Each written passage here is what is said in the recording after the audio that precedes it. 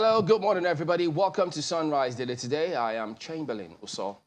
Good morning, indeed. I'm Maupe Ogun Yusuf. Shall I say Happy New Month? It's something I don't like to say. It's something that's beginning to catch on. But hey, it's December, and I purposely wore red. You know, it's the season for love and joy. So why not? Let's start getting ready to celebrate the last month of the year. So Happy New Month. The most wonderful day, most wonderful month. Well, Mark, you knew the assignment and you executed it well. You can see the touch of red right here. Yes, we can make exceptions for December, right?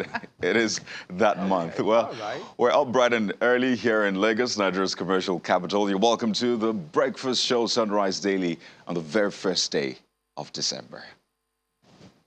Yes, indeed, except that there will be no exceptions on when it's time to go ahead and cast your vote. Yes, because if you do not have your permanent voter cards, the PVC, you cannot vote.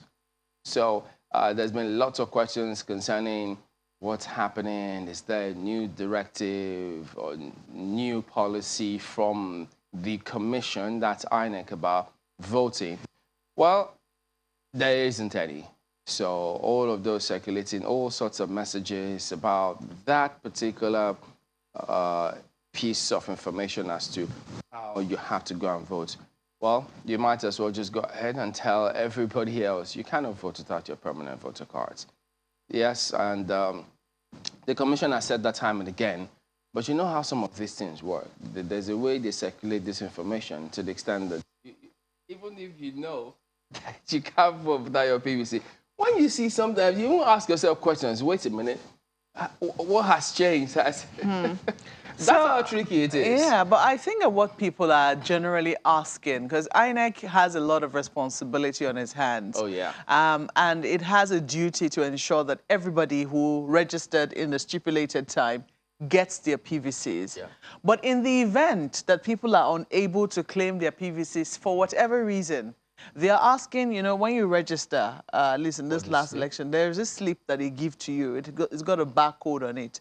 They're saying the beavers should be able to verify that particular barcode and confirm that I am a registered voter and, you know, I should be able to vote with that.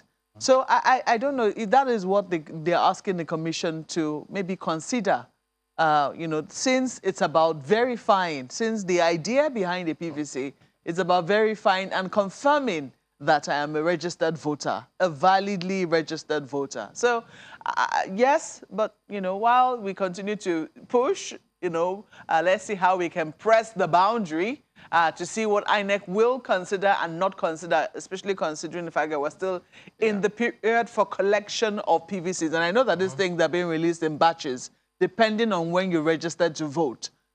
So let us wait and see. If INEC is able to meet everybody's demands, then the responsibility falls on the voter to ensure that you're able to claim your PVC. If they're able to print everybody's PVCs who registered to vote for this particular elections, then there is no excuse on the part of the voter. If you did not get your PVC, if you did not go to claim it, then it is your fault.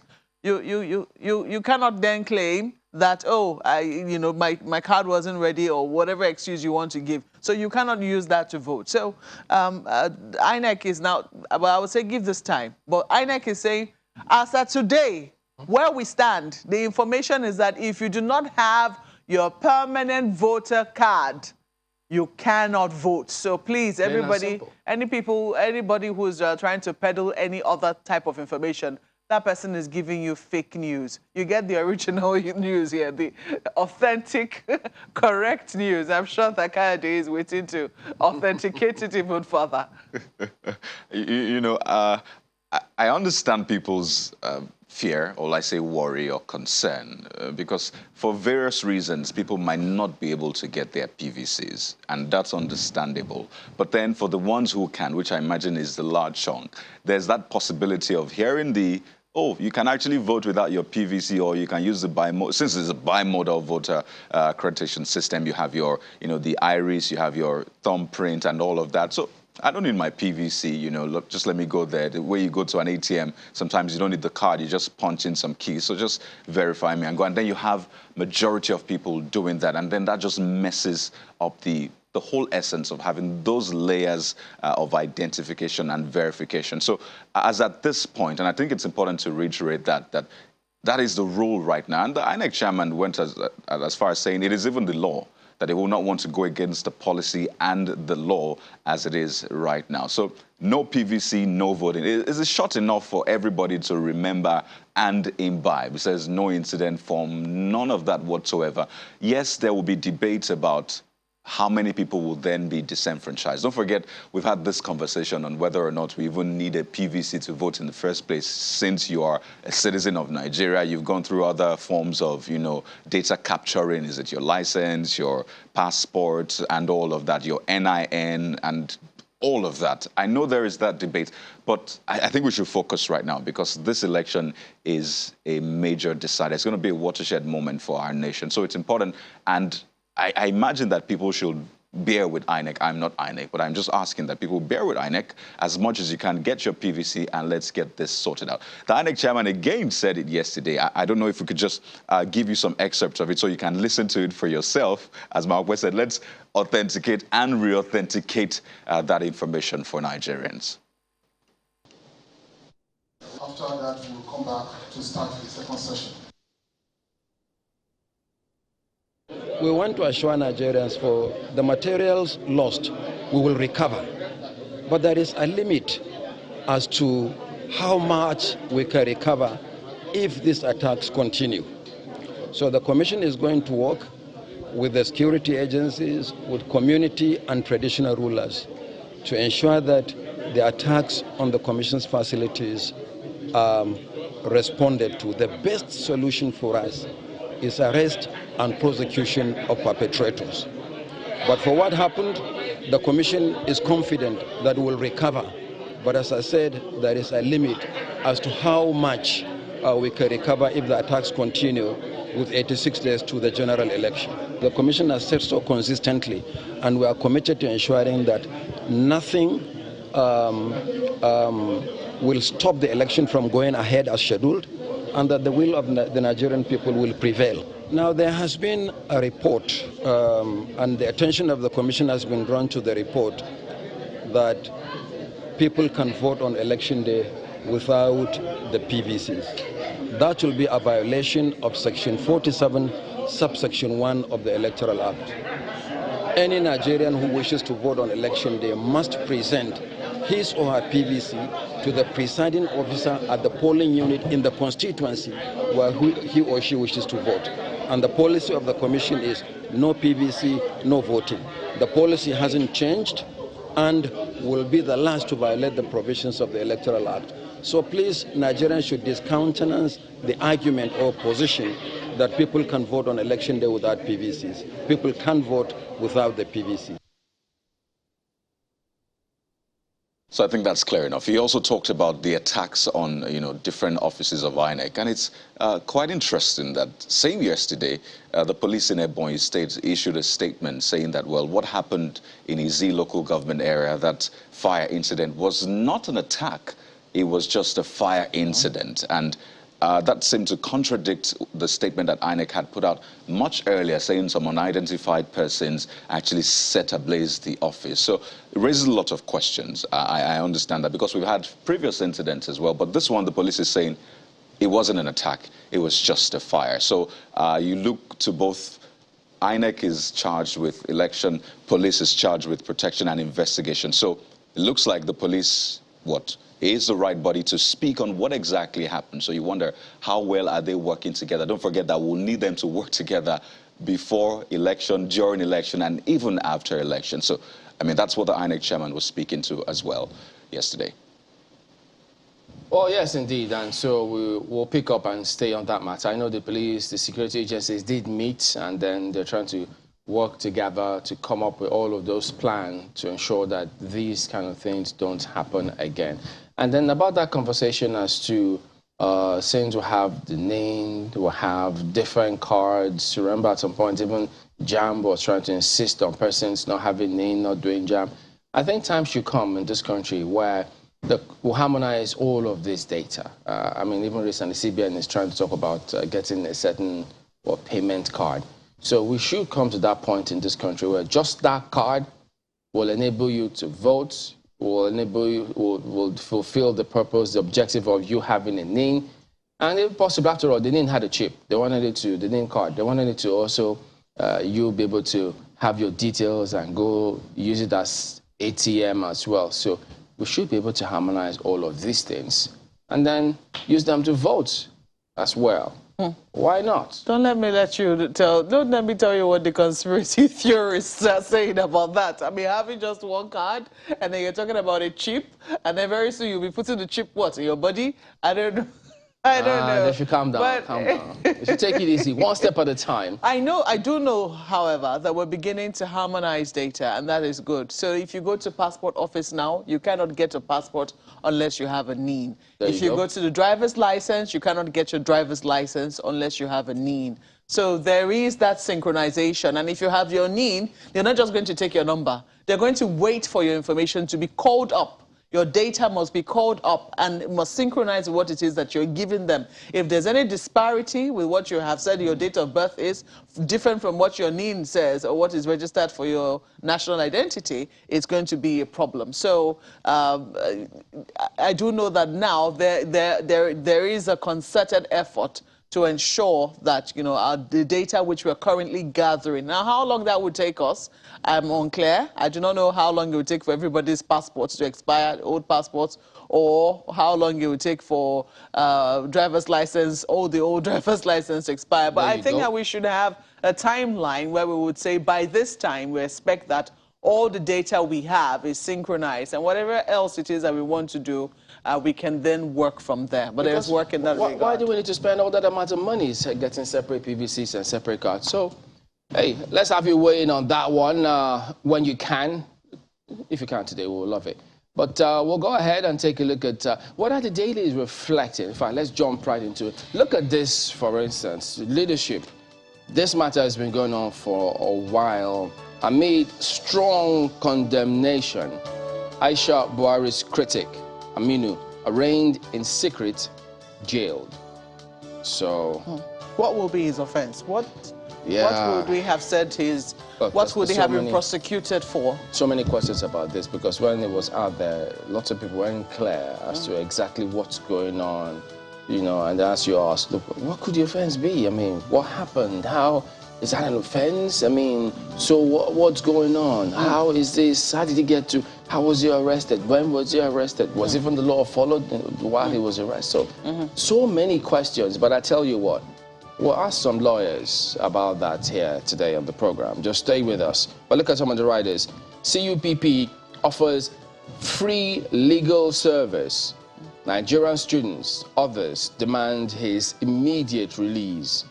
Aminu is a respectful, peaceful boy, says family. So there you go. Started out rather quiet, but this has really gone, you know, I don't want to say it has passed be careful. That's what we say in pidgin English. But, you know, this is something that, you know, really needs to be looked into. Because, I mean, if somebody criticizes the First Lady on social media, and that has now been taken up and is now being taken to the courts in... it's not even the courts. I think initially the arrest was done in a Gestapo-style manner, showing a show of might and a show of power and show of strength. I don't know. This certainly, a lot more needs to be looked into. I'm not exonerating Aminu, but, you know, the manner in which we've gone about this, you know, certainly leaves a lot to be desired. Because, I mean, even the Administration of Criminal Justice Act tells you that before anyone is picked up, they read you your Miranda, just like your Miranda rights. Yeah. They read those rights to you and tell you, yes, so it means you still have to, even while enforcing the law, do it within the framework of the law yourself. Indeed. So all of these things are issues that need to be focused on, but which we will as we progress here today. FGOK is compulsory mother tongue instruction in primary schools.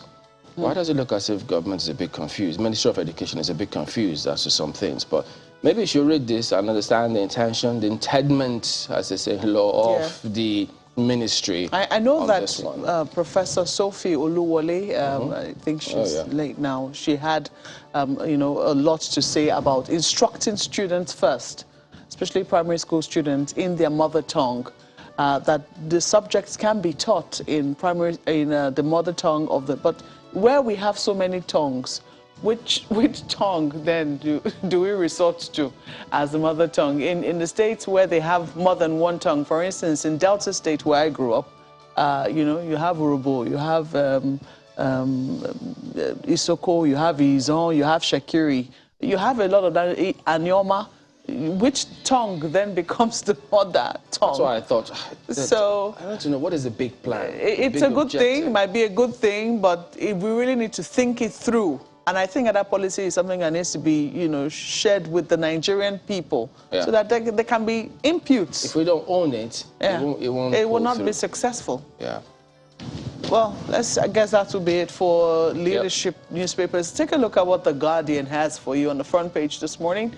NGF mum as federal government shifts blame for high poverty to governors. They're hoping to provoke the Nigerian Governors Forum to give a response. And it is interesting that the person currently heading the Nigeria Governors Forum is the governor of Sokoto State. And we know the state which is said to have the highest figure of poverty. So they will respond, but I think it's with time. Yeah, so this is from the Minister of, I think, Finance and National Planning. And he says, this is what he says. He says they'd rather build flyovers, skyscrapers, but leave fight against hunger. That's what we're seeing there on the front page. Sokoto has the highest number of poor people, followed by Bayelsa. Governors committed to improving livelihood of rural dwellers. Rising inflation, falling wages, increased poverty, social unrest, says ILO. So that's the lead story on the front page this morning. They also have this. I have fears about possible outcome of 2023 polls, says Jega. Yes, the former INEC chair. He has his fears, as do we all, I guess. Hoping it will allay the fears. He did. Page 3 is where you find details. And if you were to look at Osun State here, Oyetola's appointees left with official vehicles. Others, Adeleke reveals. Page 5 is where you will find the story. So Osun still in the news. I mean, new governor is trying to settle in and trying to take stock of what is left in the office so that what he's met on the ground, let me put it that way, so that he can know how to proceed. And it seems that there's more revelations coming on page 5 of the paper. And look at this, AIDS Day, no end to infection by 2030, as 1.8 million Nigerians live with HIV. Well, I hear that a vaccine could be on the way to put an end to AIDS. Let us hope that that vaccine eventually succeeds and scales through. But in the meantime, this is where we are. No end to infection by 2030, as 1.8 million of our citizens are still living with HIV. Let's leave it there for the Guardian newspapers. Next up is This Nigeria, and this is one headline you'll see across board this morning. It's a major one. I mean, it concerns the poverty figures. And this is what you see on the front page of This Nigeria. FG blames states for high level of poverty. Says 72% of poor people reside in rural areas, urges governors to address rising index. I kind of like the conversation this should bring up, and eventually the action points, because this will now challenge states up until federal and local governments, because he was talking about the different levels of, government. That when people say government, they just say federal, federal, federal. Yes, a lot of people might disagree with this, but I look at the brighter side, the positive side, which is a conversation it should bring up, the debate, and hopefully the right kind of actions. Because as we speak, 133 million Nigerians are multidimensionally poor. That's just, maybe being fancy. They are not living their best lives. In fact, they're not living good lives. Let me just say that. And then under the big picture, you see this one, Nigerians express anger. Now, as though the situation wasn't bad already. Frustration over fuel scarcity. And that's what you see as a picture on the front page. The situation is biting harder. How much is my salary? Now, that's a quote from an agitated civil servant. And that's the reality of millions of Nigerians, really. I mean, you need petrol for your daily survival, really, and then you're not getting access to it. For those who have it, it's either it is maybe adulterated or it's really expensive. And then how much do people earn? And NNPC says it's the, you know, the road fixing on a papa. Ipman says, well, it's as a result of the depots, you know, and all of that. And you wonder, who do we believe at this point? Who is telling the truth? But that's what we are faced with right now. It is not good at all. Just one more story for you. INEC airlifts BVAS machines to states. That's ahead of the 2023 election. So is this, well, early to bed, early to rise kind of situation? Well, let's support INEC as much as we can. That's This Nigeria this morning. On to Vanguard. Hold governors responsible for high poverty level, ascribed to the minister. Tasks them to tackle poverty, stop building flyovers, airports. Governors only functioning at state capitals, control lands but not investing in agriculture. Adds FG has done its best to alleviate poverty. Governors keep mum. Silent still is the word. They are studying the statement. So they'll issue the press. I'm not a spokesperson of Nigerian Governors Forum, for goodness sake. What am I doing? Okay. You're waxing lyrical and being a poet. That's what you're doing. But of course, you'd expect. Sometimes I just wonder, but he comes from a state. So his governor too will say, wait a minute. So you mean you're holding me responsible? You're telling me this indirectly. Is this what you've been trying to tell me all this while? But no problems. Look, so there you I go. don't think that it is sufficient for them to pass the buck. If poverty is prevalent in Nigeria, at the end of the day, they're not going to say state A or state B is poor. They're saying Nigeria, 133 million Nigerians are multidimensionally poor. And I think that, you know, that should be the baseline. If our citizens are poor, then we need to put heads together and find a solution around it, not government blaming. response is very interesting, I tell you. Blame game that's going on. Hey, one more thing, that's on the back page anyways, even though as I say, we too may start no pay, no work, since government is doing no work, no pay. So watch that space. How would that work?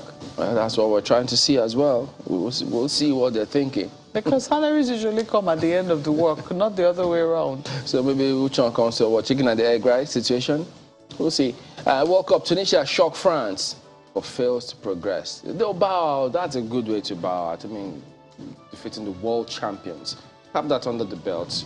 You know, that's it with Vanguard. Nice one. Daily Trust has this, focusing on the election, something to perhaps consider as we go into the 2023 elections. Look at what they have. Election violence claims 1,525 lives in 25 years. Boko Haram, IPOB bandits' biggest threat to 2023 polls. That's according to a report. Politicians' excesses pose risk to elections.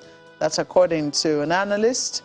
And breakdown of security threats to 2023 general elections. That's the infographics that they have for you on the front page. But that figure there, 1,525 lives. Well, you might say it's 25 years, but if you look at it, I'm sure if you take a look at it, you see that there have been years where there'll be, you know, concentration of people who died in that year as a result of elections. And we're hoping that this is something that will simply stop. This is a cycle that will break and break for good, because nobody needs to die. I think it was President Goodluck Jonathan who said that my ambition is not worth the blood of any Nigerian. I'm going to rephrase that and say no politician is worth dying for. Yes, quote me, no politician is worth dying. Maybe I've read it somewhere too. I don't know. Maybe that is not new to me. But hey, just remember that at every point in time, no politician is worth dying for. It's sad that people are beginning to assassinate people in the run-up to elections. That is totally unacceptable. It's something that we hope that we'll be able to break the cycle of, which we see that is beginning to, you know, start again. But where we can help it, it is very important to note that no politician. The ambition of any politician is not worth dying for. Let us also look at all the stories just beneath the nameplate. PDP, APC bicker over arraignment of ex-minister Bill Biss. They also have that story. Students who criticized Aisha Buhari remanded in prison. CUPP demands his unconditional release. It's a page 6 read for you. And they also still have that story. Governors abandoning rural areas, building needless flyovers, airports. That's attributed to the federal government. Let's leave it there for Daily Trust. Interesting, really, Mark, where that phrase. I think the same way they do for, smoking, cigarettes, the adverts, they say, remember, smokers are liable to die young. I think every advertorial for politicians, from the billboards to the jingles, should have that byline. After everything, you say, and remember, no politician's ambition is worth your life. Always put that there so people remember on the billboards, on the flyers, on the jingles. I think it will make a lot of sense. Anyway, take a look at Daily Times newspaper next. Daily Times is next with this one, as you would expect. FG blames governors for alarming poverty rate. Says governors prioritize building flyovers, airports to fighting against hunger, as FEC approves compulsory use of mother tongue in primary schools. What happened to father tongue? I tried this yesterday and I just realized, man, we have a lot of work to do. And I think the spirit is good, but the implementation is a big one. And yes, everybody needs to be in on this one. Let's find a way to go about this, that it makes sense at the end of the day. INEC chairman counts losses, gives ways out. That's on the attacks. And I'll just give you this one. It concerns the fuel situation. FG has no plan to increase fuel pump price, NMDPRA. Guess what? FG is not the one selling petrol. There's filling stations across the country. They're the ones selling petrol. So, yes, FG might not have plans, but hey, they look at where they get the petrol from, they look at the cost, and they're like, our hands are tied. So they increase it. So you get it for what? Upwards of 200. So, this is just, what? Inconsequential. That's the Daily Times newspaper for you.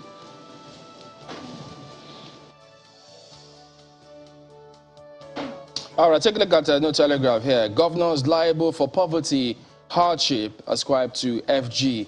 OK's compulsory use of mother tongue in primary schools. FEC OK's 630.1 million naira for contract administration consultancy. Okay, yeah, I know. That's what you find here. And then at the bottom strip, presidency in dilemma over breach of NDDC Act. Senate Judiciary to determine nominees' fate. Falana, Ilaje, Ishekiri, ethnic nationalities flood Senate with petitions. DSS, police screen nominees as Senate begins confirmation process next week. So that is what you have there. It looks as if NDDC is never short of controversy at almost every point in time. You have this yet again, even though they just announced new leadership in that... the chairman, right? In the chairmanship, and then the chairman a new minister as well. So... has she been confirmed? I have to double check on that one. And then the MD too. So, all sorts just going on there. There you go. Well, let's take a look at Nigerian News Direct for you. Governors neglect worsening Nigeria's high poverty woes. That's how the story is couched on the front page of the Nigerian News Direct this morning. It says governors only functioning in their state capitals frowns against channeling resources to building airports, skyscrapers, laments poverty paradox in oil-rich Bayelsa, Sokoto. Well, Sokoto is not oil-rich, but page 2 is where you find details. I guess the oil-rich is only qualifying Bayelsa. Look at this. Shopee refund to offset part of Kwara, Subeb, local government workers' salary arrears, gratuities from last government. So that is on the front page of the paper. You also find here, Adeleke orders former government officials to return government properties. That is there. And FEC approves PPP, that's private-public partnership, for satellite internet broadband to fight insecurity. They have a lot of other stories. You might want to take a look at it on the front page of Nigerian News Direct. Let's leave it there for the paper. I wonder if FEC is still going to keep having that hybrid FEC meeting. I mean, I thought we're over and done with COVID. So have the ministers even stepped foot in the chamber for the first time? The new ones, that is. I think they reordered the number of people who now... Coming? Yes, so I think we not permanently. We now see that new ministers were also included in the number of people who went to FEC. Oh, finally. Yesterday. All right, so there you go. That ends a look at some of the dailies here today. We are back in a moment. Stay with us.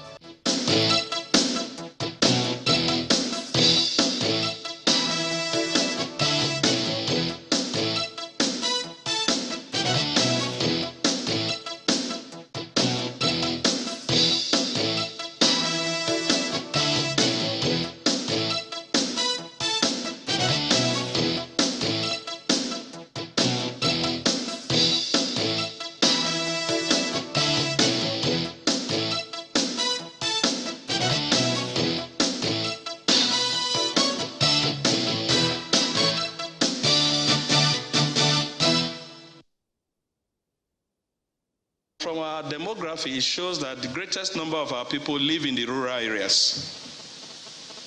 But the governors are not working in the rural areas. Right now, 70% of our people live in the rural areas. They produce 90% of what we eat.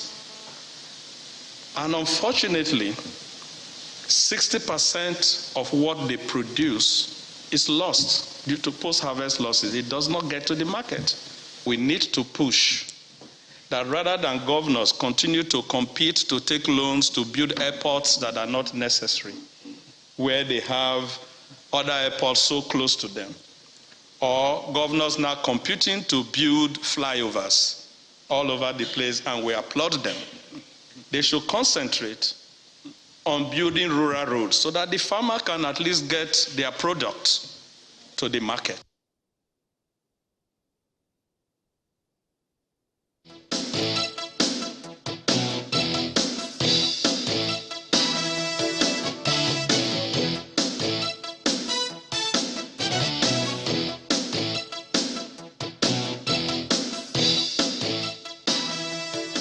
All right, welcome back. Well, that is what we're focusing on this morning, that commentary from the minister. And Tope Fasua, as you've seen, that joins us this morning. He's an economist. Good morning. Thank you for coming on today. Thank you very much, Chamberlain.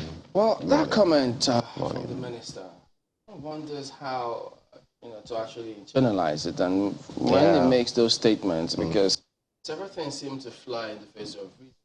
The federal government approves those. A lot of those approvals for the airports and some of this comes from the federal government. So when the minister says this shouldn't be, it raises huge questions, maybe from some of the people. How do you perceive it, for instance? You can imagine the kind of reactions that will come from the state government, maybe from today. And it's quite a sensational thing to say, really, to shift the entire blame back to the state government. In my own view, I think that the blame should be shared both ways. However, they're also too late in speaking. I mean, the government is rounding up. Now we're sharing blames about who did what, who did not do what. Because the federal government also has a big role to play in terms of eradicating rural poverty, if that's what it is. You can drive down policies from the center, and you can put the governors on their toes. You can even pitch the governors against the people and let them know while these things were going on, to say, listen, we want these guys to do this, they're not doing it, we've told them, and so on. And I started thinking about the examples of countries that have taken huge numbers of people out of poverty. Let's look at China, 800 million people in the last maybe 15 years or thereabout. Incredible. But what did they do? It's a combination of several factors, including bringing in the private sector to assist. And part of what they do, for example, is to even try to relocate people from very poor, disadvantaged areas, people living in floodplains, for example. You don't wait until every year the flood displaces them and destroys their farms and so on. Sometimes you have to drive it from the center and then also cooperate with the state. So in a place like China, what they do, the private sector moves in, they build these flats for these people, they move them from those huts and those kind of old buildings they're living in. They help them develop their farms and they make money from it. Why is that possible? I was in Morocco for about 10 days recently, and I saw that the same thing happened. Everybody in Morocco seems to live in a flat. It's incredible. And I saw areas where they were demolishing old buildings, old areas, demolishing and moving them into these flats. And I'm thinking, how were they able to convince their people that, there's a certain standard way you now must live? And of course, they're able to reduce poverty by a significant number. In a place like India, for example, which has taken about 300 million people out of poverty in the last 10 years. I remember, President Prime Minister Narendra Modi, launching what they call Swachh Bharat, which was Clean India. And then he convinced the rural people that rather than the Indians are fond of their gold, rather than the ladies keeping the gold, why don't you build a bathroom in your house? Because rather than go inside the bush every time, and so listen, we need big ideas. We need big ideas, and for me, we haven't seen any of those big ideas in Nigeria of late. Since the return of democracy, even in the military era. I think that a lot of our leaders are still stuck, in that old way of thinking, and we need new ways of thinking about these issues. Would you really say that we really haven't seen big ideas? Because one of the things that, at the start of the Buhari administration that they wanted to tackle was poverty, out-of-school children, for instance. Yeah. And one of the things that they launched was the school feeding program. And I think in one of the states to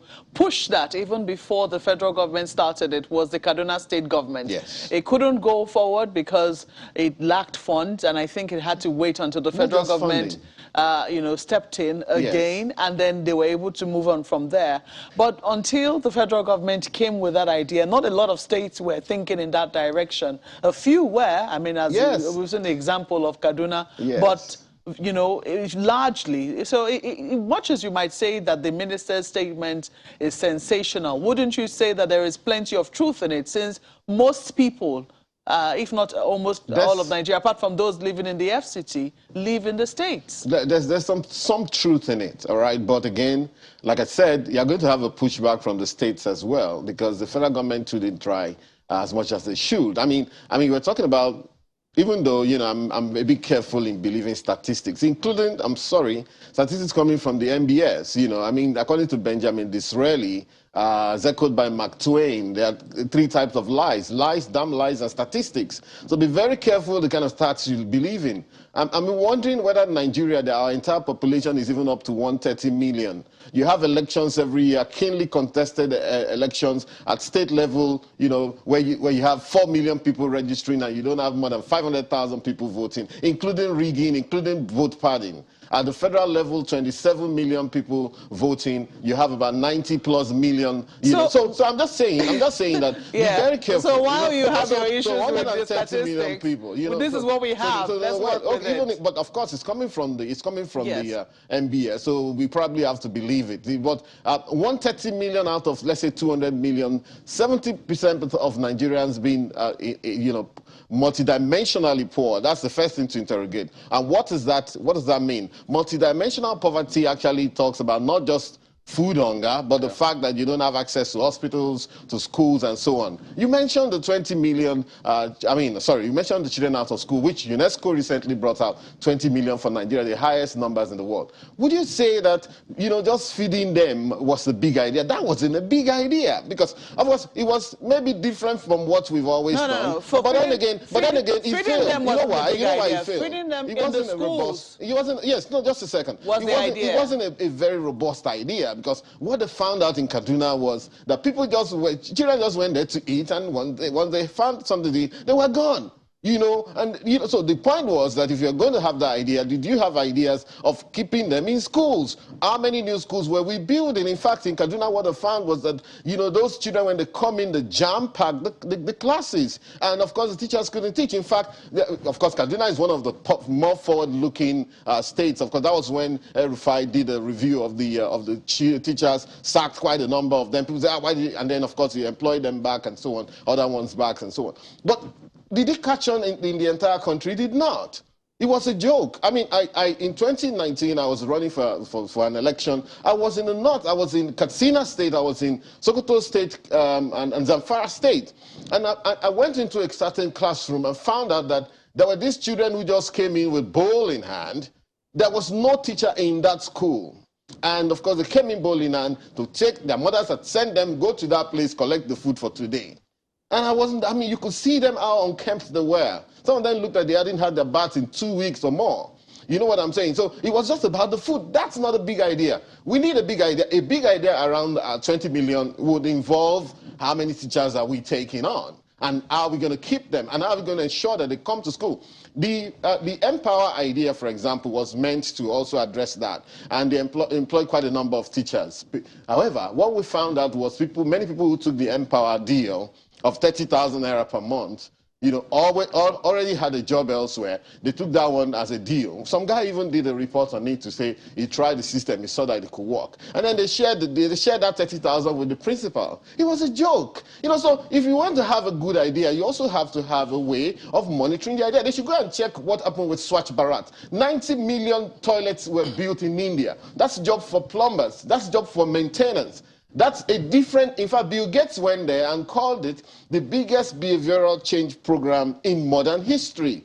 Listen, that's the kind of thing we need. I mean, go to that Morocco and find out how they've been able to do it. When you get into Casablanca, you see rows and rows and rows of flats. So you know, and here we are. So just to take on Chamberlain, the point being also that you're talking about Bayelsa. People are still living in those very vulnerable areas. In the places where they found crude oil, in Pennsylvania and all of that, the first places where they found crude oil, including Baku in Azerbaijan at the turn of the 20th century, 1900 and so on, many of those areas, they had to evacuate people out of there.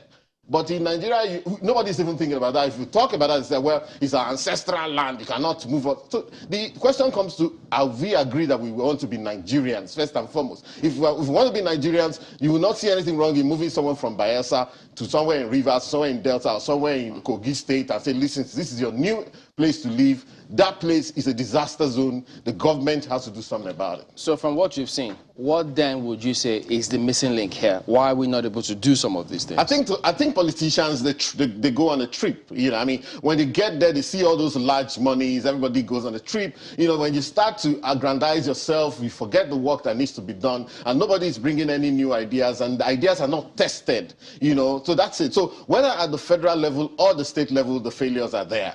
We don't wait until now. You know, and in fact, the point is this: for a place like, let's say, for example, Rivers State, because I heard about why people build these, you know, flyovers. Look, the concept being that maybe for the governor, you know, the option is, do I take this money to the rural areas and just spend it there or something, you know? And of course, when you go to the rural, they tell you, look, we are hungry. And you may end up spending that money and people just use the money to eat. Or maybe, of course, you can also do rural roads, you know. And of course, in some of those, in the places like Rivers, there are rural roads, I must say. The only problem they have, maybe the riverine areas, the places where you have to access via boat and so on, you know. So, but there are rural roads. So those flyovers are not waste. If you ask me, they're not waste. They're probably opening up. I think Wike may end up opening up Port Harcourt more than any other governor has done in history. You know, so you cannot call it waste. Of course, the issue then, of course, things like what's it called, airports, you know. I mean, in Ekiti now, they've built their own airport. Osun is building his own airport. Kebbi has built his own airport. Gombe has his own airport. And, of course, part of what's driving that is insecurity, the fact that these people don't want to go by road, and so why don't we have somewhere we can just fly into and all of that, you know, which is also a national question, which is also something that is in the purview of the federal government, of course, and of the states as well. What I don't usually like is when most of them will first of all list new government houses, new presidential lodge, new governor's lodge, new secretariat. Those ones, I think we should do less of those. The question is, I think that's what, I'm not not the biggest fan of Minister Agba, but I mean, looking at what he's talking about in terms of the priorities, because we know that resources are scarce, and that, you know, at the end of the day, what you need to do is prioritize what you consider most important, not just to the governor, but to the people who Absolutely. the governor wants to Right, serve. yeah. So in terms of what we have seen for many governors as their priorities, would we say that tackling the soft things, because oftentimes the indices of poverty are usually not the kinds of things that you can touch. They're not the kinds of things that people can come to your state immediately and see. They are the things that people will feel and then take time before you can actually see the results. And a lot of governors do not seem to want to spend efforts in that particular regard. So would you say that from what we have seen, governors are prioritizing Absolutely rightly? not. You know, Mark, well, absolutely not. They aren't. But equally, I'm challenging even the federal government that they themselves are not driving the vision. I mean, first of all, an overarching vision, okay? To say, listen, if India takes out 300 million, 500 million people, China, 800 million people, are the guys doing it? All those guys in North Africa, Egypt, you know, in Morocco that I mentioned and so on. If these guys can do this, what should we do? Well, let me consider. And given the fact, just a second, given the fact that we also have to consider our own social psychology, say, how do our own people think? How will they react? You know, when you go to something, they say, listen, now this one we go chop, now road we go chop. Now he's talking about rural roads, you know, to evacuate, you know, but let me also put it this way. Part of what, you know, the issues are regarding evacuating farm products. Most of the farm products, actually, yes, of course, I don't think it's up to 60% that goes to waste. So I think I have a problem with that statistics as well. Give it 30%, maybe 20%. But the big issue is that oftentimes, you know, there are these big farmers, usually from foreign countries, who go to these big traders and wholesalers, who go to the farm gate and buy from the farm gate. So they tell you, listen, this farmer, you know, if he gets 100,000 today, he's happy because 100,000. And none of us thinks for those very small people. I've challenged many of our economists before. When we hold our big seminars in the Hilton and all those places, we don't think about these small people. And the burden we put on them, even we cannot cope with those burdens. We expect that they will sell whatever it is they're selling. Go to the yam market in Lafayette, in La Paille here, in Niger State. You see the biggest yam market. Do you expect that they sell all of that yam, make their money, and manage themselves between now and the next harvest season? And usually when the harvest season, the prices drop. So the government, the federal government, of course, I must give that to them. They brought out this policy. I don't know how much they have operationalized it now. That, listen, there's a limit to what you can buy from the farm gate. Because what we find out that, I don't want to mention the names of countries that do that, the nationals of those countries that do that. They go to the farm gate, they buy for cheap. Then the moment they buy, those goods become worth times 10 in their hands. Go to Kano, you know, go to the grains market in Dawano in Kano, you will see the kind of things I'm talking about. There are even warehouses that they have special machines that they process those goods, sesame seeds, cashew nuts, and so on, you know, that they process for themselves. By the time they take it from here, take it to Dubai, repackage it, they won't even put made in Nigeria on it anymore. And these things are controlling times 30 the price. Now, so there are several things, and that's why government is talking about commodity boards coming back in. You know, you have to have a limit on what you can process at the farm gate and what have you. So it's a combination of several things. Look, it's about the seriousness and the ability to go the long haul. And the fact to say also, listen, you know, but by the time a governor comes in and say, listen, I need a 30-car convoy, you know, you're spending several billions on yourself already. Oh, I don't like this governor's house, I need to have a mansion. You're spending several billions on that. Before you know it, you don't have anything. But, of course, the federal government equally has a role to play. And this is to the government that is coming.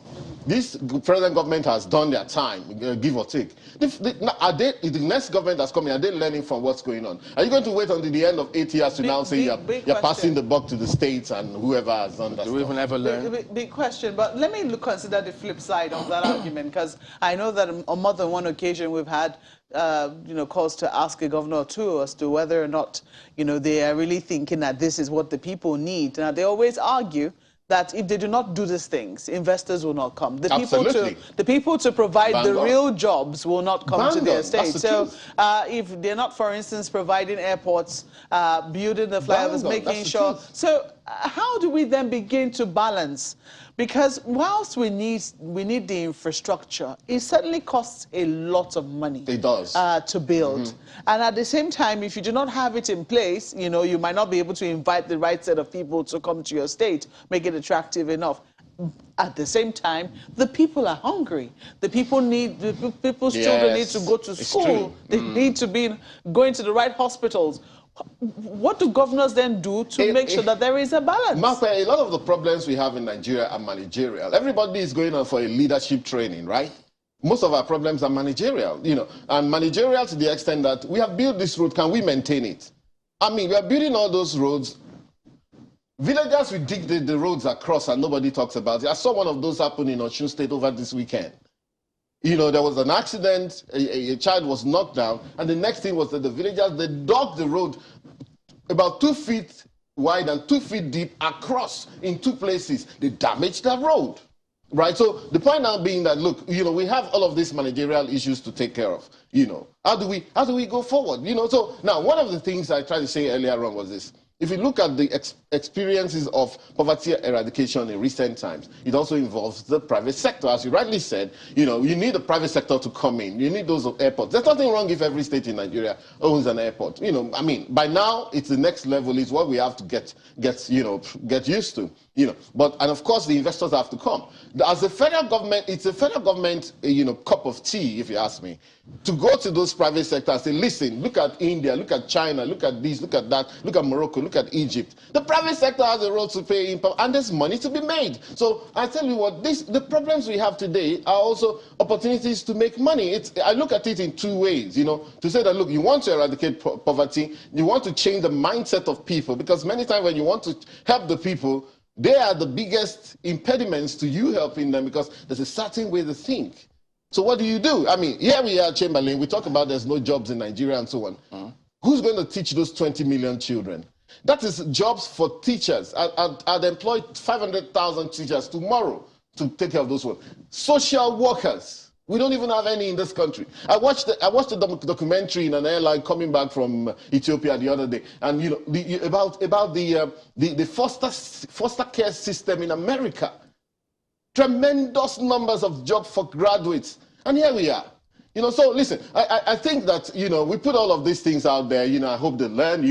I'm writing an article now about the experiences and examples you can get from Chinese eradication of poverty. It's called a targeted poverty eradication program. It's an all-encompassing thing. You need proper policies that can go the long haul, and I think it can be doable in Nigeria. Kaide, go ahead. Thanks, Chamberlain. I'd just like to backtrack a bit, maybe, because I'm quite excited at the potential of this conversation if it is handled well at the appropriate levels. And, during that, briefing yesterday, this comment from a minister came from a question which was asking that what is he and the Minister of Finance, Budget and National Planning, what are they doing to end hardship or to take care of the hardship in the country? And then he retorted by saying, well, that presupposes that we are responsible for hardship. And he went on to now break it down. And I'd like you to maybe, if you can, break it down for people listening, the 133 million Nigerians or more or less, depending on what we get eventually when we carry out our census. Who is meant to do what in the scheme of things? What is the role of the federal government, the state government, the local government in ending hardship, poverty, whatever name you want to give it, so everybody knows at least their responsibility and people can begin to now say, wait, you're failing in that duty which is yours primarily, or at least maybe it is shared. So can we maybe delineate and understand who is meant to do what? Well, essentially, first of all, to know that our state governments have emasculated the local government, so to speak. The state, so, I mean, and of course, there's this huge argument about what's called, true federalism, which is a mythical construct. It doesn't exist. Your federalism is whatever it is you make of it. So, but that said, the truth is that most of the land, if we don't want, see, I think that one thing I want to come against first and foremost is this idea that Nigeria is an agricultural economy. Even if it is, it doesn't have to remain that way. I mean, listen, we talk about countries like Holland, even though the Netherlands, they do about $150 billion worth of agri-export, even though, of course, most of it is transit processing and what have you. But they've shown the world that, look, you can do so much within a small space.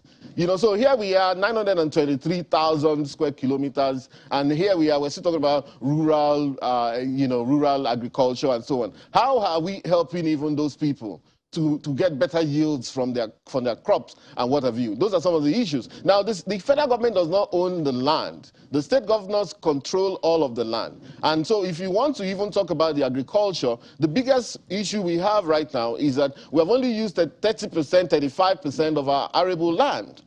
You know, how can we get this to about 60%, 70%? So you need land clearing on a mass scale. It cannot be done by the farmers if you want to, you know, help them. But if you are clearing those land, are you clearing for subsistence farmers, or you want to bring in industrial agriculture? Then if you want to bring in industrial agriculture, you are now thinking, okay, what do we do with these people? So that it doesn't end up like the case, what we have in places like Kenya, whereby the indigents become mere laborers on their own land for big guys who can buy up all of the land. So, of course, so in terms of that, I think that we need a different paradigm in terms of thinking about our people, the poor people, you know, thinking about agriculture. What do we want to achieve with agriculture? By now, we should be thinking about, listen, we can't even feed ourselves. And so we need big ideas that will distort all of those spaces, and that's it. And of course, in distorting, you know, you're going to have some unintended consequences. How do you manage those consequences? You know, so the federal government is responsible. You see, my own idea of federal government is a policy think tank. The federal government is supposed to be thinking in terms of policies and strategies that can transform the entire countries. The states can operationalize it at their own level. Okay, Mr. Fasua, these two governments must see themselves. They must see themselves. They must come. They must have round tables consistently and very frequently to chart a course. Well, I mean, we have the National Economic Council. There are other, I mean, fora where they always meet. But I know clearly we can answer that question in 3 minutes. But I'd like to take you back to a point which you have made consistently. We're due for a break in about 2 minutes. And it's about these big ideas. And, I mean, Marquez said it, we've had big ideas. We've had the NESP, the NDP. In fact, in 2019, the government came out and said, we're lifting 100 million people out of poverty. If that's not a big idea, I wonder what could be. So, I mean, we're not bereft of big ideas. And perhaps you have mentioned... It wasn't operationalized, yeah. So the question now is this. Is it fair then? Because when the government was saying, we'll lift 100 million people out of poverty in 10 years, I don't remember there was any specific role for maybe state and local government. So do you think maybe this is what the government came to realize later and thought, wait a minute, we need the buy-in maybe late in the day or what? Do you think it was always meant to be with state governments originally? It ought to be with state governments, even local governments, pitched against state government. You know, if you see that the state, because of course it is true what Clement Agba said, that many of the state governors, everybody is just in their state capital. In fact, many of them don't even stay in state capital. They live in Abuja. A number of the state governors live in Abuja. And they only visit their states once in a while. And when they visit their states, they go to the state capital. How many times have we seen state governors touring their states? Hardly. If they did, they would make a huge, a lot of huge noise about it, that they are touring their states. And why do you have to, this whole idea of even the president is touring the country, you have to announce and say, oh, the president is going to go on an official tour. A president should be visiting states routinely and randomly to put those state governors on their toes. And a state governor should be visiting all of the local governments routinely and randomly to ensure that things are going on. It is true that apart from the state, in many of our states, most of our states, if you are not connected to the state governor, you know, or the state, whatever, the secretariat, forget it, nothing happens. Outside the state capitals, nothing happens in this country. And that's why we cannot operationalize any big idea. And I can't even remember, I don't think there's any big idea in this country. Saying that you want to take 100 million people out of poverty is mere wishful thinking. The point is, what are the hard things that you believe you have to do? And it has to be, you know, something that you can sell to someone under 2 minutes to say, this is what we want to do. It's going to be difficult and tough. And once you say you want to do those things, that's going to jar people out of their reverie. You know, you also have to be ready to go the long haul in ensuring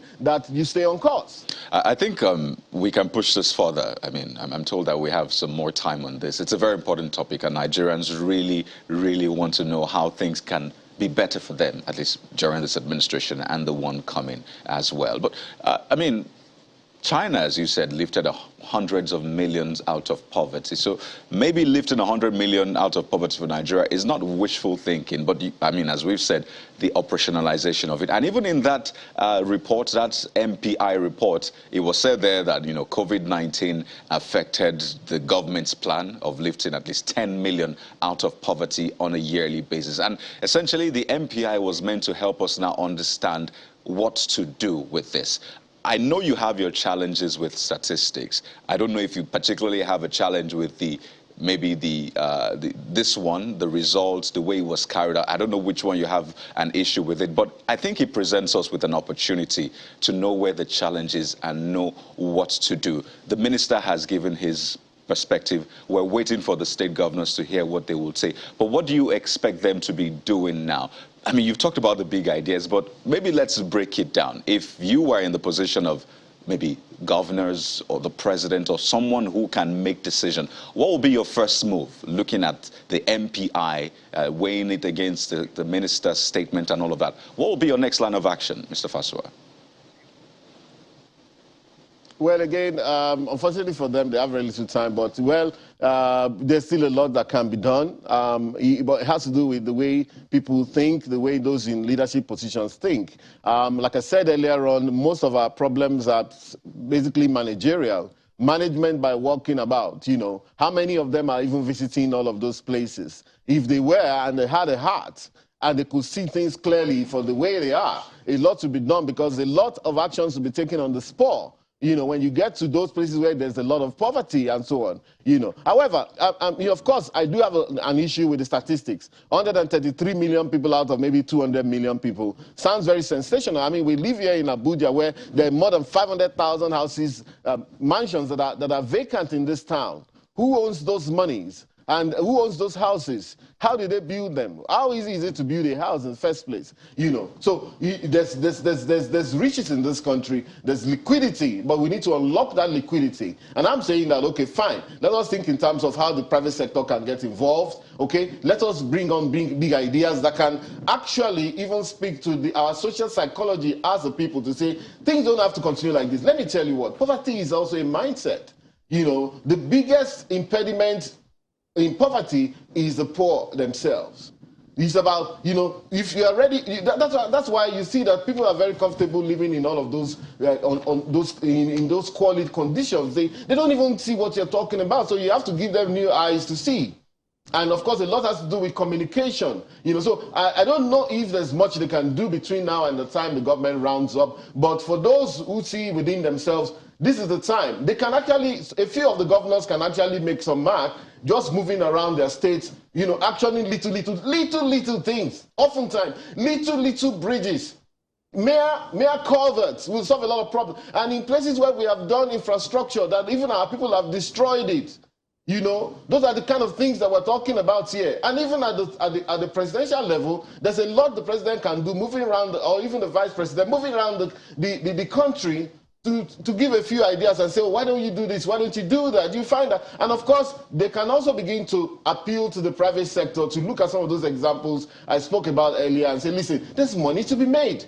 In a place like that Morocco I spoke to you about, for 20,000 naira equivalent, you can stay in one of those flats with your family, 20,000 naira equivalent, and pay every month, and somehow you pay, of course, you pay to own or rent to own or whatever they call it, you know. So if it can be possible right here on this continent in Africa, why not Nigeria, where we say we are the so-called giant of Africa? You know, even the little things before the big ideas, if we focus on those little things and do them right, yes, we will go very far. For instance, take a look at federal government colleges, they're badly run. Yes. Take a look at federal government universities, they have their own challenges. The federal government hospitals too, they equally have a lot of challenge. So it's not that the federal government is so fantastic in some of those areas as we've seen absolutely for the state. And they have to take their hands off a few things. Total ownership, for example, total ownership of a university by federal government is a colonial idea. Is a colonial hangover and a military hangover. When the colonial powers were leaving, they felt, and you have to give it to them. They felt, oh, these people, we're going to leave them. I think they need university. So they set up University College Ibadan, affiliated to University of London. And before you know it, okay, I think they need another one. Let's give them University of Ife and so on. You know, but the idea that the federal government should be running a university directly and creating more and more, hundreds of them.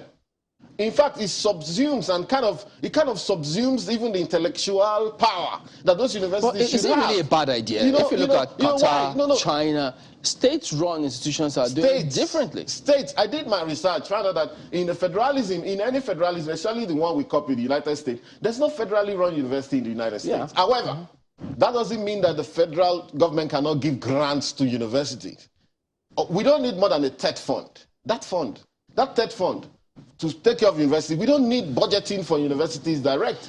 The universities, if I had my way, the professors should be thinking about how to buy over those universities from the federal government and look at how those universities can make profit. They should. Oh, dear. They should buy, what they call management buyouts. You know what I'm saying? Because the intellectual power of the universities are subsumed to political power. Now, because you know that if you don't say the right thing, the federal government won't give you the kind of money that you want. So that is why this country is not growing, because countries grow on the level and the force of intellectual power that comes from it. Well, both the federal, state, and local governments have got to be held accountable for all of these matters. Nobody can pass any buck amongst themselves. They are all responsible, so they need to do better. Well, thank you for coming on, Tope Fasua, an economist. We're back in just a moment. Stay with us. Welcome back to Sunrise Daily. We're turning our attention to revenue matters, and we're joined this morning by Mr. Mohammed Bello Shehu, who is the Chairman of Revenue Mobilization Allocation and Fiscal Commission, RMAFC. Well, he says we can call it RAMFAC now, so who am I opposing? Good morning, thank you for coming on Good morning, how are you? Good to see you. Well, last time we tried to take a look at what and how you're going about your responsibility. But ever since then, we know that the Attorney General spoke some time ago about the directive by the President concerning the remuneration of judges. And thereafter, there was that narrative too that I think it was, you spoke about it too when you were speaking to journalists about what you were able to find, sectors that are not remitting funds, yourself and the EFCC working together on that one. So if you could just start by giving us an update. What is going on now, first of all, concerning the remuneration of those judges? Well, thank you very much for giving me this opportunity. We have received a directive by Mr. President on the salary of judges. And as you are all aware and your audience are aware, that there had been a big uproar over the years on the salary of judges. Like I explained the last time I was here, when you hire a judge today, a judge that had been on that position for 20 or 25 years will receive the same salary. And then when it comes to their allowances, like housing allowance, which is about 300% of their basic salary, that if they are giving a government accommodation, that 300% will be forfeited. So I think that Mr. President looked at the report of the EFCC chairman. There was a retreat sometimes back, either in 2018 or so, where he organized it with the Nigerian Judicial Council, and they came up with this narrative to Mr. President that the salary of judges are really nothing to write home about, and their allowances. And for them to be more independent and not corrupt, they need to be adequately taken care of. As a society, we should do that. And Mr. President looked at the report, and then there was an activist who took the government of Nigeria, Revenue Mobilization, Attorney General, and the President to court. And there was a court ruling that directed or stated in the judgment that judges should be paid this amount of money. Now, the amount is so huge that I don't think the present government or any government will be able to accede to that court judgment. So as a compromise, Mr. President directed the Attorney General of the Federation to meet with the stakeholders in the judicial system. They had some retired judges. They sat down, they packaged something, they forwarded to the Attorney General. The Attorney General forwarded it to Mr. President, and Mr. President accepted that recommendation. But as a person of law and order, and who follows the system, Mr. President knew that he does not have that power as the president to just approve it by fiat. So the whole package was forwarded to the Revenue Mobilization Allocation and Fiscal Commission to see how this can be implemented. You know, if you look at Section 84 and Section 124 of the Constitution, the powers to determine the salary of judicial officers squarely lies on the Revenue Mobilization Allocation and Fiscal Commission. So now the Commission has taken up that issue and has forwarded the report to the Committee on Monetization, headed by a commissioner, able commissioner from Gombe State. And they have started deliberating and see how this thing can be implemented. And the Commission will have an engagement with the Attorney General of the Federation sometimes today on how this thing can be implemented. So I will assure Nigerians that what we are going to do on the review of salary of political office holders and judicial officers, the first one to come will be that of judicial officers. I think we think it's the right thing to do, and I think there is... Any timeline? When can that be? We're going to do it as soon as practicable and as soon as possible. You know, it's going to come out. We're going to do it. No going back. So what about, because you mentioned salaries of political and public office holders. Yes. Is that really pressing? Well, political office, like governor, president, deputy governor, member of House of Assembly, commissioners, other political appointees. Like I explained the last time, I said we have problems.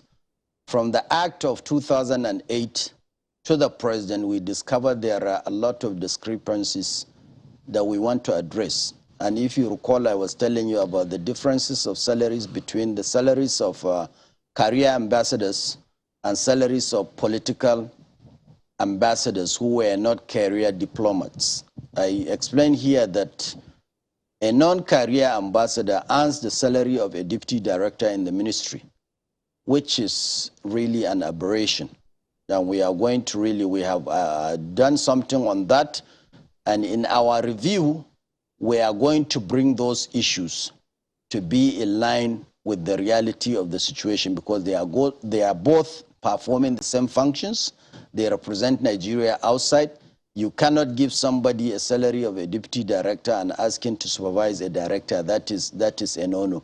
And there are some agencies that were created, you know, like Naseni. Naseni used to be under the Federal Ministry of Science and Technology, but it was taken out and brought to the presidency with the president as the chairman and then an executive vice chairman who sits in for the current president. And all the people that are within that organization, they report to the executive vice chairman, but they earn the same salary, they earn the same allowance. So we are trying to see how we can differentiate and be able to make it well. And you know, the last time you pressed me about the severance package of the president, well, now I can tell you. Go ahead. It's just 10,544,000 after the president leaves office. Is that the basic salary? No, that's the severance package.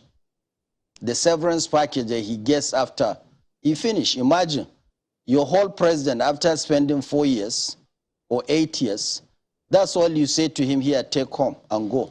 And then the salary of Mr. President is not up to 1,300,000 naira a month. That's what, the basic salary? That's the basic salary. But this doesn't include what, the allowances, all the perks, the ESTA codes? No, ESTA who's responsible for fixing that? Is it RMAFC too? Yeah, it's RMAFC. So how much is the ESTA code for us? ESTA code is when you are going out.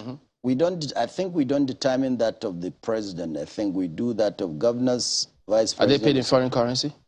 Well, they are monetized and they are given in naira. If there is a foreign currency they are given, it's nothing. It's like $900 a night or something like that. You know, it's not really jumbo as. What about the allowances of the president? The allowances of the president are factored in. Into the salary? Into that salary, yes. That's why into that 1 million plus? His takes, yes. Yes. Yes, the minister's salary is under 1 million with all the allowances. He pays his PA. As president or as a sitting president. Okay, that's yes. salary. I will avail you with the figures. 1.3 million, roughly 1.2 something every month. That's the salary of the president. That's 2008. In 2008, that was considered like a big money. But now you and I know. You know, there are people in private sector and others in other public sectors that earn twice, 3 times, 4 times. What I was saying that time was that no public servant should earn salary bigger than Mr. President. But we do have public servants that do earn salary bigger than Mr. President. NCC, NIMASA, yes, but you know MPA, I think Central Bank. What a lot of Nigerians, you know, are asking is, because I do remember that even when the president came into office, one of the things he said was that he wanted to donate half of his salary to, I can't quite remember what the cause was, yeah, but himself and the vice president for a long time. Well, I don't know whether they're still doing that now, whether it was only for the first term when they were in, or offered to give half of their salary for a particular cause. But what a lot of Nigerians were saying is that generally the way Nigeria looks after its presidents in terms of what it provides, the security, the staffing at the villa, all of this already is provided for. The president most likely will be using his salary for very little, if at all he's using it for anything at all. So people are wondering, you know, whether we should be increasing the salary given all that Nigeria is currently doing for its president. And I'm not just talking about this president. I'm talking about presidents in general. Yeah, we said we are reviewing it. We are looking at it. You know, the reality. But it's not going to be downwards. We'll look at it. We don't know until after the exercise is over. Why do we feel like we know? We can look at other, you know, components. Given what you have said already about how it's very small, you know, and it has not been reviewed since 2008, and inflation has already eaten into it, we have an idea that it's certainly not going to be downwards. Let me say this, you know. I mean, the last time I said, there is a political appointee that is appointed to one of the agencies of government. When that person leaves his tenure, his severance package is about 500 million naira. That's a public servant. We have agencies like that. Did you say 500 million? Yes. Why should a president get 10.5 million and that person in that other agency, also a political appointee, after he leaves office, he gets that package? Who approves it? Huh? Who approves it? You know, they have, some of these agencies have their own act and laws and other things. Yeah, but somebody signs off. The president signs off on those. I'm not so sure. Even if they act, but you've been a member of the House. Even if you pass a law, the president has to assent to it. Yeah, my argument has always been that no public servant should earn allowances, severances, salary larger than the President of the Federal Republic of Nigeria. And I stand by it. But don't you think that if the president thought the same thing, they would have made it happen? If he was complaining, if he thought something was wrong, they would have complained and corrected it. Not this president. Believe me, if he's even if it's not this one, previous ones too. I'm telling you, if you never know. Have you interviewed any of them? President Jonathan is alive. No, we don't have to interview them because you have given us this current situation. You can find out. Yeah, you can find out. No, but with the current situation, we know what it is from what you have said. Look, governors are complaining.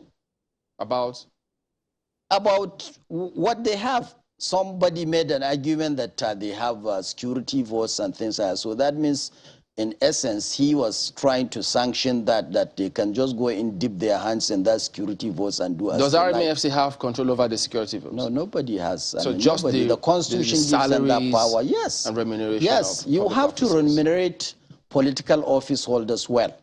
And this perception that these guys have this jumbo salary is not true. The salary of the Senate president is about 1 million. The salary of the speaker. So are we being, I think perhaps, you know, what we really need to be realistic about, I mean, is whether or not, you know, the salaries and the allowances which we earmark for our public offices, whether it is in line with the current realities, and whether even they look like what their salaries currently pay them. I mean, there are questions around that. So shouldn't we be having a bigger and broader conversation about the lifestyle of our public officials, especially those occupying executive positions, if they are seeking to have more, what the current salaries are, and what we can do, you know, if that is what is causing the huge perception of corruption, what we can begin to do to correct that? Well, I think we should look at the whole issue holistically, honestly speaking. We have about maybe the Minister of Labor, Dr. Chris Ngigi, was telling a friend that Nigeria has about 17 different salary categories, different agencies, and that he feels and he strongly believes that all these 17 must be collapsed and have a one system whereby everybody gets, because for instance, if you are hired in Federal Ministry of Information, maybe basic salary of a graduate there is what? 50,000? A graduate. When you go to places like CBN, an entry-level graduate, what? 350,000. When you go to NCC, entry-level, different amount. When you go to New What's the amount exactly? The NCC, they won't tell you. But you should know, you are RMAFC. No, they won't tell you. We don't determine their salary. There is salary and wages commission. But they will not even disclose. When you go to NUPRIC, the same thing. When you go to MPA, the same thing. That's why what we have now, every well-to-do Nigerian or with well-connected Nigerian will want the son or the daughter will say, Baba or Mama, I want to work in NCC, I want to work in CBN, I want to work in NUPRIC. What about the rest? You know, let's have that debate. All right, go ahead, please. Well, it's always a very interesting conversation, talking about the salaries and all of public officials, because it's essentially taxpayers' money, right? It is our money, your money, so we always want to know how they are spent. But we've gotten to a point now in Nigeria where we're seeing dwindling revenues, and we're literally battling with the crude oil theft. And I mean, the governor of the central bank recently was speaking at an event talking about, the official foreign exchange receipt from crude oil sales into official reserves has dried up steadily from $3 billion to $0 today. At 2014, it was $3 billion. So clearly we have lots of challenges. And I recall the head of service at some point, she was in the National Assembly, talking about how we're now borrowing to even pay salaries. So the question is, yes, we can review based on inflation, based on the current realities, whether or not this person is earning more than the other. But can we afford it? Well, when you do a review, the takeoff point is not immediate. And this is a process. Whatever the process is, it has to go to Mr. President and then to the National Assembly, and then it becomes a law. But what people should understand is the constitutional responsibility of the Revenue Mobilization, Allocation and Fiscal Commission to review from time to time this. And regardless of what the situation is, the Commission is committed to perform its own constitutional duties. In terms of revenue, yes, Nigeria, like my good friend the DG Budget said, does not have debt problem. Nigeria has a revenue problem. And part of the revenue problem is because there are agencies of government that generate money, generates revenue, end up spending 90 or 98% of that revenue year in, year out, because their act permits them to do so, which is in contradiction with what the Constitution says. The Constitution says any receipt from anywhere has to go to the Federation account. This has not been complied in a couple of years. As part of our stakeholder engagement, Revenue Mobilization, Allocation and Fiscal Commission has met with the Speaker of the House, met with the Senate President yesterday to find a way where these agencies, should comply with the constitutional provisions. My question is particularly today, can we afford any increments? That's my question particularly.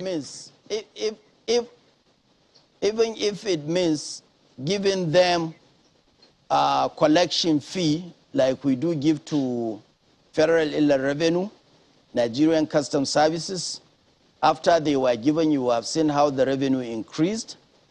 You have seen how the revenue also increased with FIRS, with Customs and NUPRIC. And I think this is something that should be done. I don't know if you can hear me.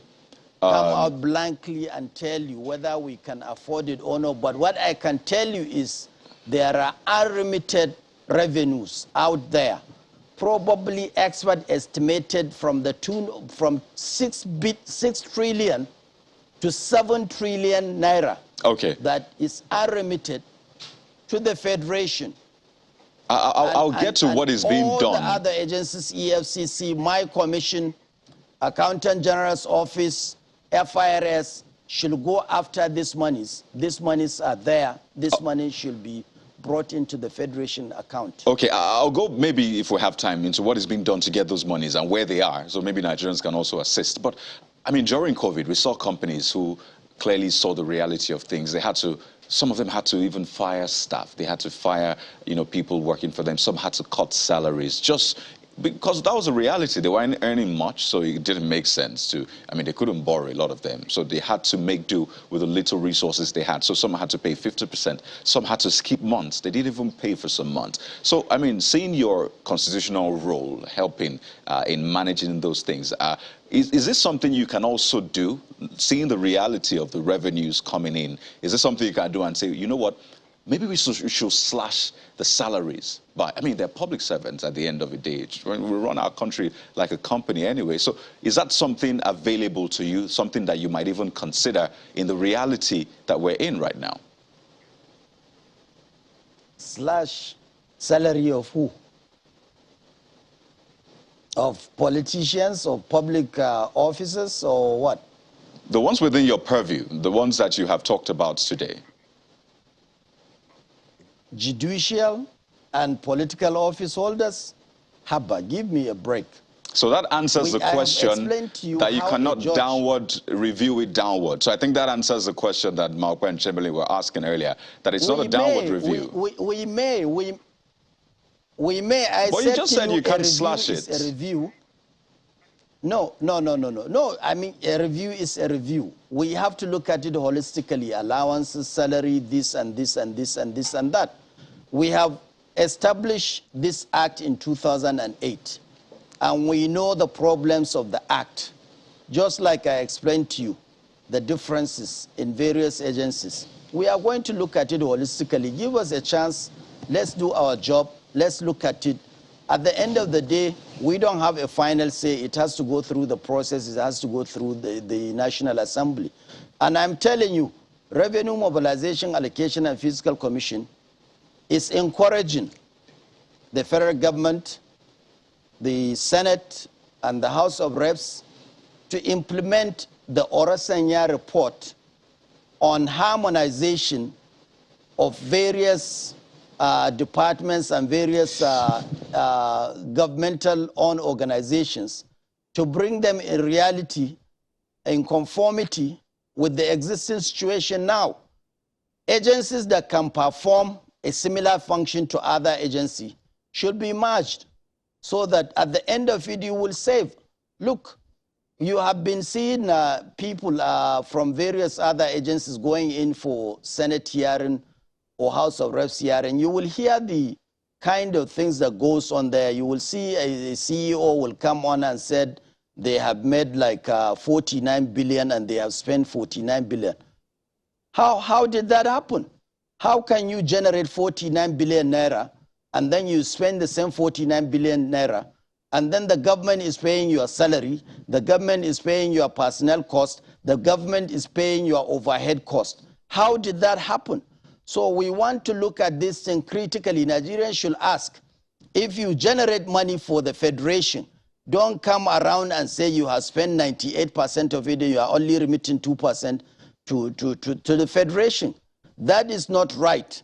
And I want, Nigerians to look into this. There are many agencies that are more like a runaway train because their act permits them to spend, and then what they give, what they call it surplus or operating surplus. There is nothing like operating surplus in the Constitution.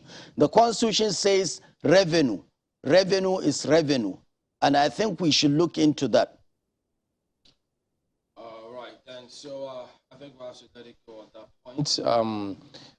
Yourself, the AFCC, you've been able to find that out. So, but you did say that as soon as possible, the salaries and remuneration of judges, that will be implemented. Yes. After which, those of public office holders, the presidents will follow. Will then follow. Yeah. All right. You said a review is a review, but well, we stand corrected. It looks as if it will be an upward review, not a downward review, which you say, as the law requires you to do, you will do that. Even though we see public officers fighting to get into those positions, if their salary was that small, they won't be killing and fighting to go and receive 1 million naira or thereabout. But we know more than this. Well, I'm telling you, it's not because of the salary. I think it's because of the status and the office.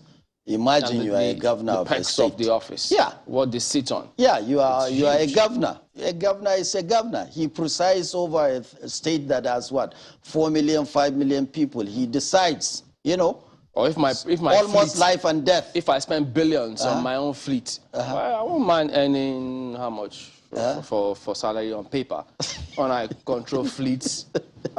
This country is sometimes, man. It's a beautiful country, I tell you. Yeah, but if you look at the operating cost in places like the United States, like a senator, people like to bring US. It's huge. Like I said the last time, a senator here, after his basic salary, there is something that is monetized and given to him.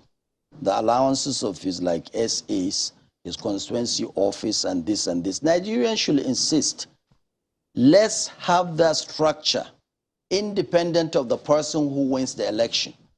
Let there be the National Assembly will continue to pay the salary of these workers in the constituency offices wherever they are. But the Nigerian situation is such that this thing is packaged and given to a senator or member of House of Reps. That did not come from our commission.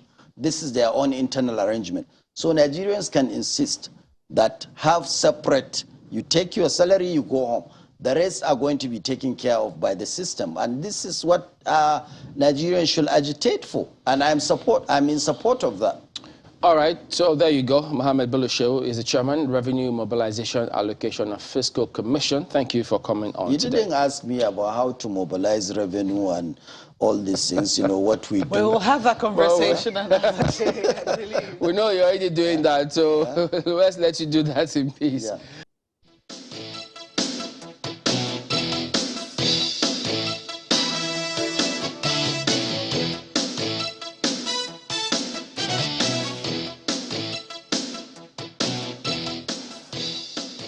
That's right. Our next conversation centers around a tweet which was put out apparently months back, the publisher of the tweet, and what has happened afterwards. It's a conversation that is now a major one in the country, just from one tweet. And we're going to be going deeper into that this morning. We're joined, as you've seen, by Dr. Monday Obani, who is Chairman, Section of Public Interest and Development Law, SPIDEL. He joins us virtually this morning from Lagos. Good morning, and thank you for joining us on the program. I know there's been lots of takes on this particular one, but, I mean, being a legal practitioner, having at least some sort of information, can you tell us what exactly it is you have found out about the case of Aminu Mohammed? It started as a rumor. And then what we did under SPIDEL is to send one of our committed members in Abuja to find out actually what has transpired. And he came out with a very comprehensive report. According to him, What happened was that on 18th of November, a student named Aminu, who happens to be a 500 level student in the Federal University in Duse, was sort of abducted by security agents who came in a red Corolla Toyota. He was still wearing his jalabiya, meaning that he was still probably in his morning dress. He has not been properly attired. And so they took him, and then he called a day after, 19th of November, to one of the students in the university to say that he was arrested and taken to a place called Bauchi State, and that he will explain what happened to him later when he resumes back.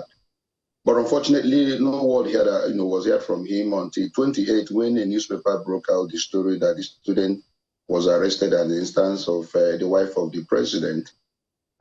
Police came out initially to deny that they didn't have such knowledge of such an incident, and nobody of such name was in their custody. DSS did, but eventually turned out to be that it was police, who happens to be the security aide of the wife of the president that actually effected the arrest.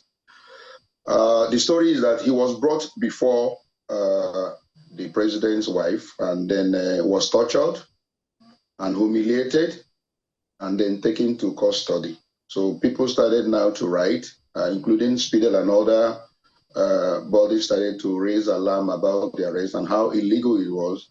And what was the story is that the president was accusing the young man of alleging that she's feeding fat on the people's money, that she has actually added some flesh, which she considered to be maybe cyber stalking or cyber bullying. So we started to raise the issue that if he has committed any offense, he should be charged to court and not been kept in an indefinite detention. More so when the story is that he has not been allowed access to any lawyer or to his relations. And so the report now had it that yesterday he was secretly arraigned. And now we don't know what transpired. We don't know whether he has now been cowed to plead guilty because he's now in a correctional center in Suleja. We don't know whether he was actually granted bail and he was unable to perform the conditions of the bail. There are two possible things that must have happened why he has been taken now to correctional center. Either he has been granted bail, but since he doesn't have any relation to fulfill the conditions of the bail, that's why they have kept him in correctional center. Or he may have been cajoled to plead guilty, in which case they would have engaged in summary trial and then sentenced him. So that fact will be unveiled today because we have commissioned somebody to find out the true situation from the correctional center. Right. So, Dr. Obani, I'd like us to, lay the issues bare and stick to the facts, because there's so much, as I said, angles to this. There's been so much, rumors, reports here and there, and at least we can lean on you for the facts, the verifiable facts. So the story that he was, taken, you said on November the 18th, that has been verified, that he's been held for now weeks now. But the point where you said that, the story about him being tortured in the presence of the wife of the president, is that verified? Is that just one of the stories out there, some angles to it, or it is indeed verified? Because we need to ensure that we put out the truth out here this morning. Yeah, you're very correct. So what we did was to find out from the nuns. Some officials of the nuns had access to the young man while in detention and interviewed him, and he confirmed to them that he was tortured. And if you read the story of nuns, they also had to plead with the vice president to be a mother and release the young man, and then at the same time insist that they had no reason whatsoever to have violated his right. Now, as I said earlier, not much has been heard from the young man because they didn't allow the relations of the young man to have access to him. Now that he is in correctional center, we get the full facts of what transpired because we have asked somebody to go to the correctional center, have access to him and interview and know what has actually happened. Has he been properly sentenced now, or is it that they have arraigned him and only granted bail, but he was unable to fulfill the conditions of the bail? And that is the reason why he's in correctional center. Let's get this fact straight. The point is that the truth out there is that he was tortured, he was beaten up. And you know how our security agents behave in this country. when it comes to issue of offending those they consider to be public officers, they tend to lean towards them, not giving regard to the rights of citizens in the country. They feel that, they owe that responsibility to make sure that they protect. If not, why would the young man be arrested in the first place? What is the issue? That, the president's wife is alleged to have have added flesh. Is that what will make a president's wife to be angry? Why is this young man arrested? If it's not in a country like this, it can't happen anywhere in the world apart from Nigeria. We are arresting him for what offense? What offense has he committed? A harmless student who tweeted that the president's wife is feeling fat. That's the reason why you went and picked him and took him to Bauchi, from there to the president's wife presence and all that. To me, that is absolute, in bad faith. And as you said, right, as you said, those facts, or at least those reports, have not been verified yet, especially the one linking him or linking the wife of the president to being the person who gave that order, or at least him being tortured in her presence. Is that verified or not? I just want to... No. What happened is that, the newspaper is replete with the story of that instance of the president's wife. I think she has not denied that story, that the young man has been arrested because of the fact that he tweeted. That has not been denied. What we want, as I said earlier, is that the full facts of this case, I hope they will allow access. Right. Is for the young man to be interviewed, in order to get the full fact of what transpired. Right. But the fact we know is that he has been arrested. He was taken to Bauchi. The story also linked, even another aide of the president's wife, Zainab Kazim, that was also arrested alongside, but that one has been released. Right. The lady has been released, but this young man was not released. So these are things that we get the full facts today. But the truth of the matter is that a young man is arrested who happens to be a 500 level student of Federal University, Dusé. Indeed. And that arrest was as the instance of the president's wife. As I said earlier, that has not been denied. And that yesterday he was secretly arraigned, and he's now in correctional center. That again has not been denied. Whether he has been now sentenced or whether he was granted bail but unable to fulfill the condition of the bail is what we get the full fact today. But and it's important. Somebody was arrested. Yes, right. somebody was arrested because the president felt offended. Yes, president wife felt offended. Yes. And it's important to also ensure that we hear his side of the story, as you have said. But you have seen that tweet. Yes, it wasn't in English, but there's a translation out there. Reading that tweet, putting it in different contexts as you may. Lawyers would always do that. But more importantly, the interpretation of the law that, regulates use of social media, regulates freedom of speech or otherwise and all of that. Did you see anything untoward regarding that tweet, looking at the laws that, of course, have to relate with the use of social media and all of that? The people who occupy public office must be very tolerant, because the issue of maybe somebody jabbing at you or criticizing you will always be there. It happens all over the world, where people who occupy either their relations or people who occupy public office, people will always, say certain things about you. The former president's wife, Mrs. Jonathan, was almost, it goes viral every time. She was called names, all manner of names. We never had a situation where she ordered security agents to go and arrest any person. So when you're occupying public, I am not even a public officer, but I open my Facebook at times, I see people criticizing, oh, Bani, you are the one who brought us into the mess we're in today. You are part of the people who canvassed and cajoled and advocated. I'm being called names every day. And it wouldn't make me to go and begin to order, police to go and arrest somebody, because you're a public officer. The moment you are there, you have to be a bit tolerant. If you don't have level of tolerance, you begin to arrest everyone, because immediately they criticize you. The next thing that you send police or DSS to go and arrest them. So I think that what has been said, that the president's wife has added some flesh. If you look at the woman, when she came, she was looking slimmer. But today she has added flesh, actually. And that is the truth. She has added flesh. And we can't pinpoint anywhere she's working for these 8 years, 7 years. She's a wife of the president. So if the young man says so, and you feel offended if you have been cyberstalked or bullied, you can ask police to invite him and let him be interrogated in a very civilized manner if you feel offended, but not the manner in which he was abducted and then taken to custody and then no access to lawyer, no access to relation, and the next thing that you have arraigned him, we don't even know the condition of the arraignment, we don't even know what has happened, thereafter. So I don't think it's proper. We cannot in any way use a sledgehammer to kill a fly. A young student, criticizing the president's wife, should now attract the president's wife to be interested and then getting the young man arrested. To me, that is going to extreme. You know, I have absolute faith and love for this woman, especially when in her initial statement, she was always trying to cite the masses. But this particular act of hers, I condemn it unequivocally, and I say it is absolutely wrong. She has to release their young man. That is the only way we can forgive Mrs. Aisha Buhari. Let this young man come out of, detention and ask to go back to school, because starting the exam, I hear, on Monday. Exam is resuming on Monday. If this young man stays in prison and do not take his exam on Monday, Nigerians will be very sad and very, very angry against the president's wife. And I want her, she's on her way out of office. Let she lay a good example by releasing that young man so that he can go back and take his exam on Monday. Then that wife will regard her as a good mother, as a good wife of the president, and we will begin to love her the way we used to love her. That's my plea. Well, Mr. Bani, it appears as though his lawyer, I think a certain Mr. C.K. Agu, says that I think he's somewhere in Suleja prison at the moment, having been there, and now he's in that facility.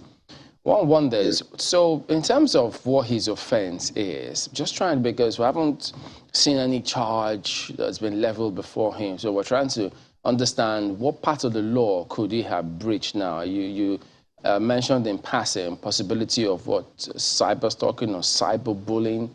Could those stand in the face of the law? That is the point. We have the Cyber Crime Act. I think that law was enacted some time ago, and it has provision for issue of cyber stalking. When a public office or any individual can be cyber stalked, and it's an offense under that particular act. But it's an offense also that you have a right of a defense. You have a right to defend whether you are cyber stalking or cyber bullying that individual. That is a crime that is prescribed under the act. So it does exist.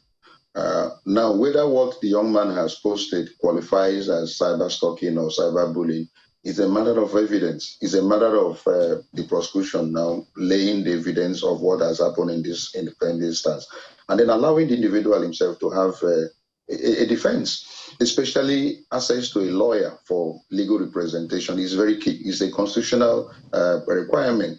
I don't know what all that happened. The lawyer himself you mentioned now, was he in court when this particular charge was read? What happened? Did he plead guilty, or was it that he was granted bail and he did not fulfill the condition of the now leading to him being in a correctional center? So as these are issues, so cyber bullying and cyber stalking is actually an offense under the Cyber Crime Act, a law that was enacted under the last administration. Yes, it's a criminal offense. All right, we have to go at this point, so I have to, as much as possible, try and independently verify some of those narratives that are being circulated. But Mr. Monday Bani, Chairman Speedel, thank you very much indeed for your perspective this morning. Thank you for having me. Good morning. Okay, let's go ahead and take a look at some of your messages that you have sent in this morning. This first one comes from Kingsley, who says, I agree with the federal government on, to an extent, he says, local government has been pocketed by the governors. Its autonomy should be first step in reaching the people, come timing down, or trimming down the level of poverty in rural areas. It's also in urban areas too. Somebody doesn't want to wear glasses. Eventually he will. Malam Sabiu has this one. Federal government blames state for high poverty levels. Still on that matter, he says, even the high level of insecurity in northern Nigeria and in some southern states is as a result of huge ungoverned land. Had we functional local governments, some of the issues will not even arise. I'm glad this is raising the major issues. And Gondo Adi even takes this further, saying the FG and states should not trade blames here.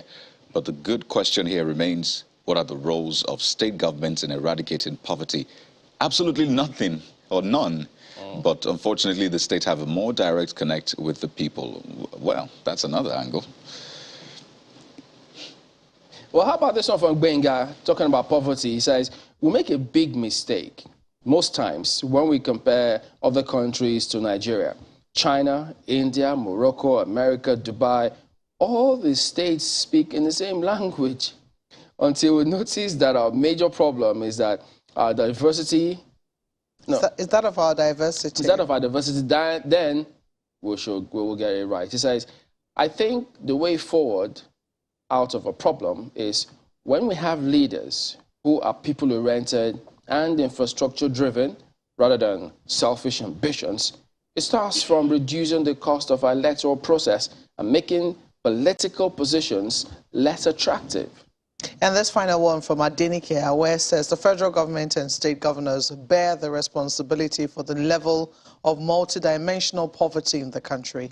They need to collaborate in order to bring it down. It's saddening to see the disparity in the living conditions between the rulers and the ruled.